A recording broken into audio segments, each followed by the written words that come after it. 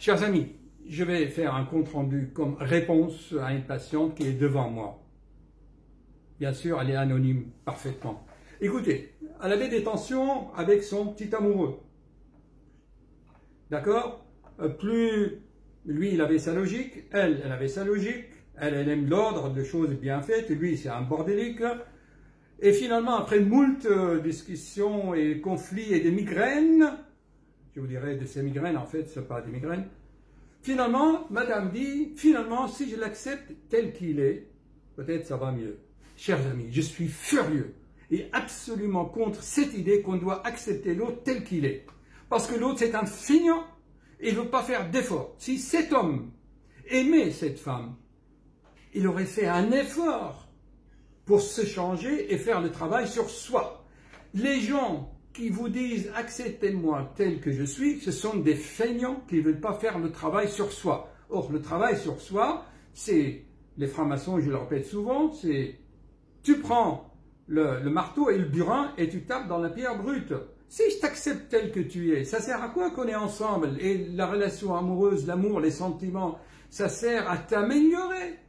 Si tu t'acceptes tel que tu es, si tu es un imbécile feignant, tu n'évolues pas parce que tu es tel que tu es. Arrêtez ces idées. C'est comme quelqu'un dit, oui, il faut s'aimer soi-même avant d'aimer les autres. Mais aimer-toi toi-même, c'est quoi? C'est ne pas être violent contre toi-même et accorder tes pensées avec tes paroles et tes actes. Quand tu es en homéostasie, comme je le répète, ce n'est pas aimer ton ego. Et des imbécilités totales sur la planète, c'est incroyable. Et donc cette patiente, je suis désolé, je dois lui faire prendre conscience de ces paradoxes, de ces petits saboteurs internes. Hop, c'est Siri qui n'est pas d'accord. Si même Siri s'y met, alors arrête Siri. Alors, cette patiente a une caractéristique vraiment très spéciale. Elle veut mettre un nom sur des parties de son corps. Elle a vu de multitudes de spécialistes, des neurologues, des cardiologues, des machins, des machins. Elle a des migraines.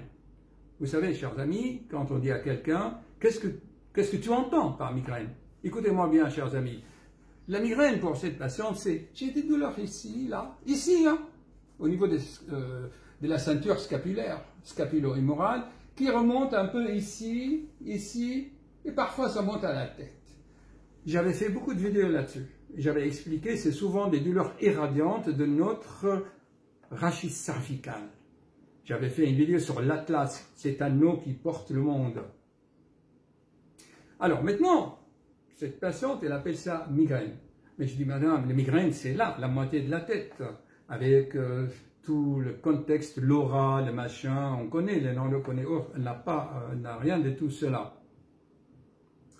Mais alors, elle dit, mais je ne sais pas ce que c'est. Il faut qu'elle mette un nom sur ces symptômes. Donc, chers amis, avec Krishnamurti, je vous avais appris que mettre un nom sur quelque chose qui est de vous-même, ce que vous faites une dichotomie, c'est une réaction schizophrénique, c'est-à-dire vous divisez en vous-même une partie de vous-même, et vous, alors qu'il est en vous, vous voulez le découper de vous-même et lui donner un nom.